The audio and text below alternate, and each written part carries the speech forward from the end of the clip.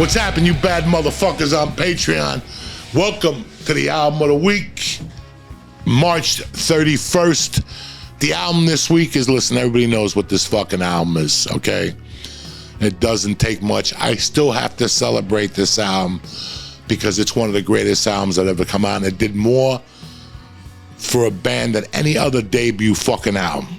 The album we're speaking about is Appetite for Motherfucking Destruction, a Guns N' Roses classic. This album came out and it didn't come out to a big fanfare. It fucking was like that slow finger in the ass. It just creeped up on you. This album came out before I went to prison. And when I think about this album, I think about my fucking prison stint because it was this album, it was Bobby Brown, and there was one other album that was popular at the time. But this album was making a slow creep. It started with Welcome to the Jungle. Then they started playing Mr. Brownstone. Then they started playing Sweet Child of Mine. Then It's So Easy. And next thing you know, the album was one of the greatest albums of all time. This is a fucking reissue. It cost me a couple dollars more than the original. I had the original somewhere and I lent it out to a friend of mine in LA and never gave it back. So when I got here, I picked up this album. I loved the whole thing. Guns N' Roses was a Sunset Strip fucking legend. I wish I would have been there for their time coming up. You know, them, Motley Crue, Poison, all those bands were ruling the fucking Sunset Strip, and I'm sorry I missed it. When I lived on Gardner, I lived across the street from where Guns N' Roses first lived, in the storage behind the Guitar Center and the Hollywood, the Sunset Strip, down at the Sunset, what's that song by Don Henley? The Sunset Grill. There's a row of fucking garages back there, and the rumor on the street was that's where Guns N' Roses lived. And then at the Guitar Center, one of the guys fucking confirmed it. And I used to walk over there and just look, because what they did in that rehearsal spot was this first album was fucking magic.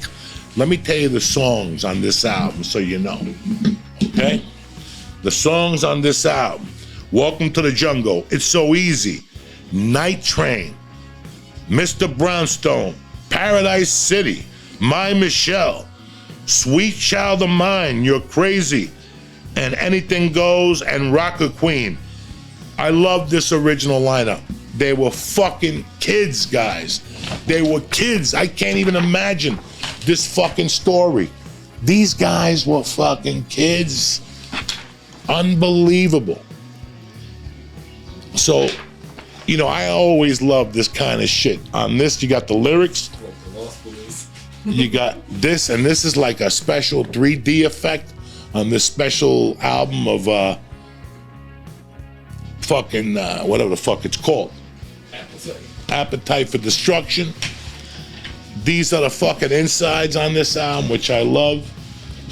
Look at this. They were fucking kids, guys. They were just kids walking on the Sunset Strip.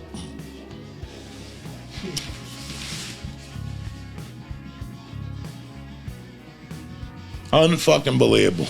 I don't know what's going on over here, but I think we got it on fast forward or some shit.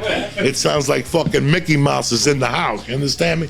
This is a special edition, guys. So it's got a couple extra songs. It's got 3 albums. No, it's got 2. It's a double album with a third for. So it's really got 3 albums, 3 sides. I'm sorry. G, N, R. Those are the 3 fucking sides of this.